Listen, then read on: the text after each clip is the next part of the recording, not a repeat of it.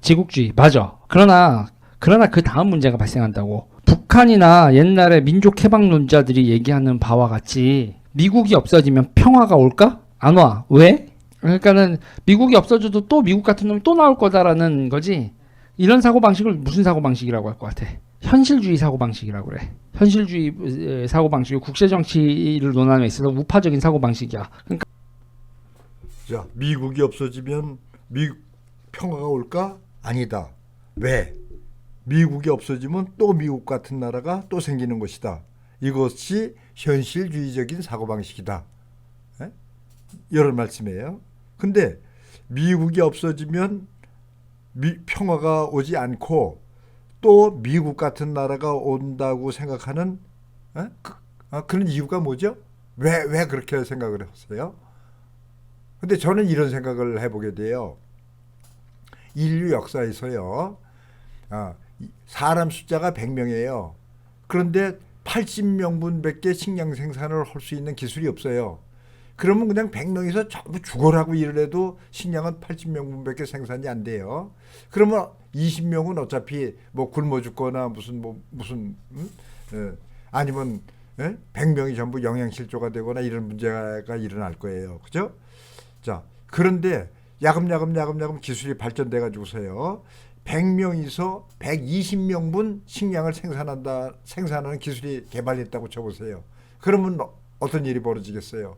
그냥 서로 이 기술 배워라, 이 기술 배워라. 서로 기술을 가르쳐 주려고 애쓰겠죠. 자, 그런 시절이 바로 우리가 생각해 보기에는 단군 할아버지 시절, 홍익인간 시절이라고 생각해 볼 수도 있을 것 같아요. 홍익인간, 인간을 널리 이롭게 하라. 어떻게 이렇게 해요? 새로운 기술을 빨리빨리 퍼뜨려서 100명에서 80명분 생산해가면서 영양실조거나 굶어 죽는 상태를 벗어나서 그래서 풍족하게 먹을 수 있게끔 서로 돕자 이런 마음가짐이 될 거라고 생각을 해요.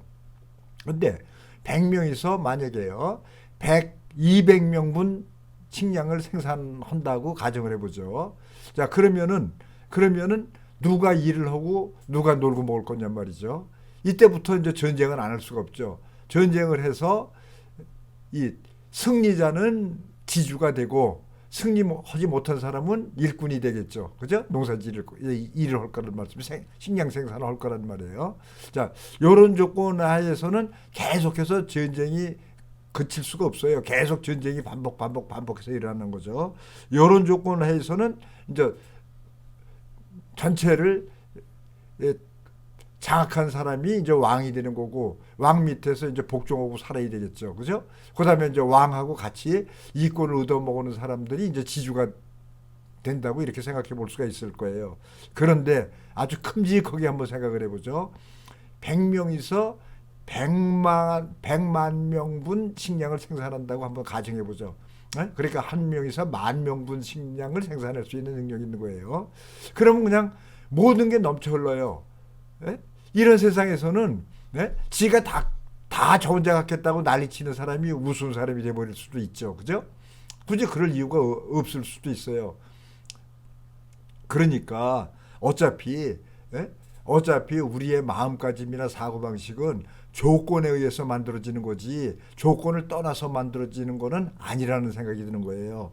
그러니까 지금 현실주의적 사고방식이라고 하는 것은 우리가 이제껏 그러니까 철기 시대 이후로 그러니까 조금 아까 말씀드린 대로 100명에서 200명분 식량 생산을 할 수 있는 능력이 생긴 이후로 지금까지는 끊임없이 패권자가 나타날 수밖에 없겠죠. 근데 앞으로도 그럴까요?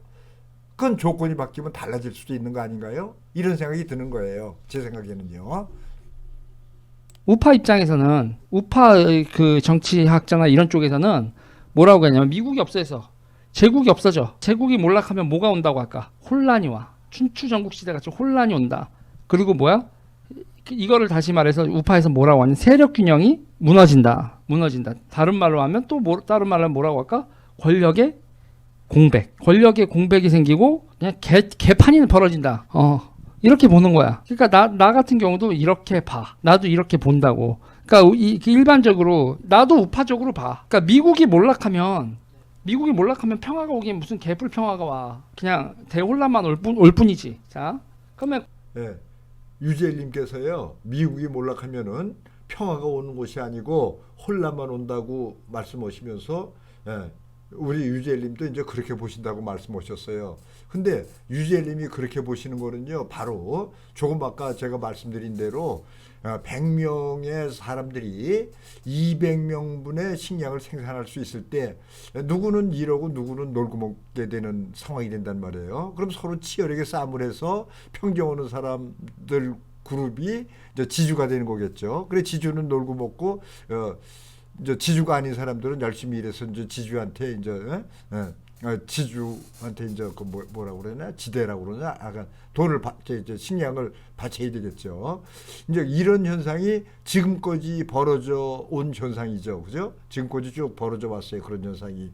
그런데 이제 시대가 달라지고 나면요, 시대가 달라져가지고 요즘은 빅데이터라고 하는 시대가 오고 인공지능의 시대가 이제 오는 거잖아요. 그럼 이 새 시대에는 새 시대에 적응하는 사고의 틀을 갖고서 사회의 틀도 새 시대에 맞게끔 체제 개편을 해야 되지 않겠느냐 이런 생각을 해볼 수도 있잖아요.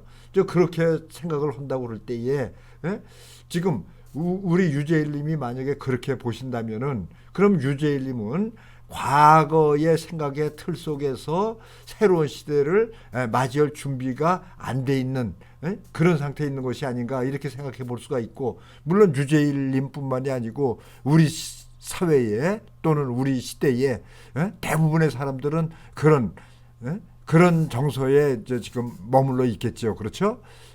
저는 하여간 여기까지는 이렇게 생각을 해요.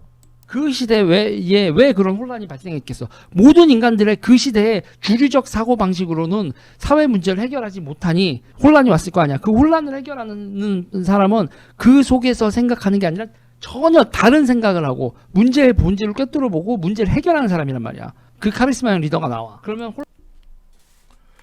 금방 선생님께서요, 그 시대의 주류적 사고 방식으로는 그 사회의 문제를 해결할 수 없을 때에 그래서 이제 혼란이 온다고 말씀하셨어요.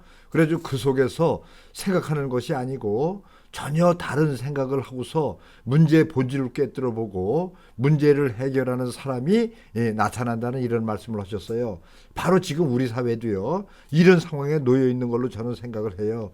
그러니까 우리 지금 이 사회가 가지고 있는 문제를 어떻게 하면 좋을지, 우리는 이런 과제를 지금 안고 있는 거겠죠. 제가 생각할 때에요, 저한테는 한 아이디어가 하나 있어요. 그러니까 이 아이디어를 우리 유재일님께서 한번 좀 참고 좀 해주셨으면 하는 생각이 있어요. 우선 교육 제도로부터 시작을 해야 된다는 생각이에요. 첫 번째요, 교육 행정기관을 하나 이제 만든다고 제가 가정하죠.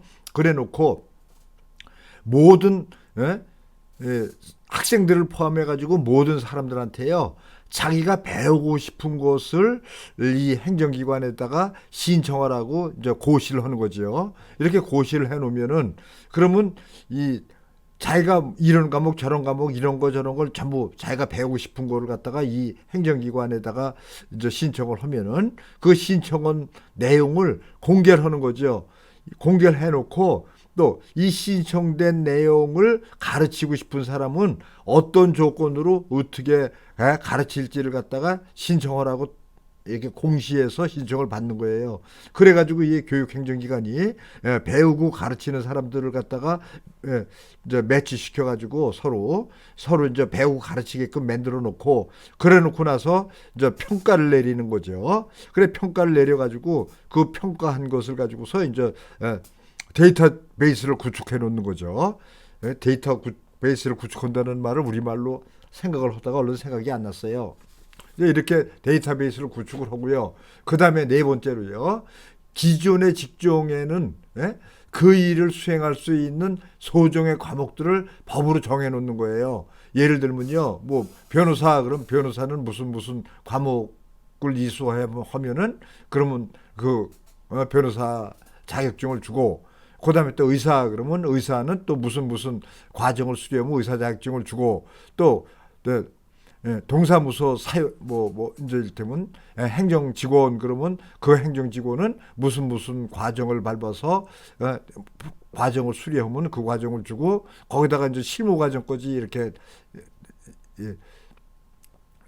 이제 거치게 하면 되겠죠. 이렇게 이수원 사람한테 이제 그 직종에 이제 입찰할 수 있는 권리를 주고서 입찰했을 때에 후임자 우선 원칙으로다가 낙찰을 이렇게 이제 선정을 하면 될 거야라는 생각이 들어요. 그다음에 다섯 번째로요. 이 아주 기본적인 원칙으로요. 남의 지식을 써먹는 자리에는요 절대 어떤 특권을 부여하지 않는 것을 원칙으로 하는 게 좋을 것 같아요. 그래야 이 사회가 새로운 걸 창조하려는 그런 창조력이 활발해질 거라는 그런 생각이 들어요. 그다음에 여섯 번째로는요. 지원자가 많을 때는요.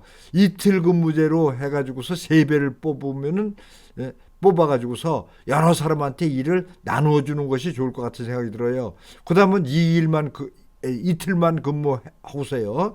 기초생계 플러스 곱하기 한 1.5배 정도를 보장하는 정도는 주고 그다음에 7일 중에 2일은 근무하고요. 하루는 쉬어야 되니까 4일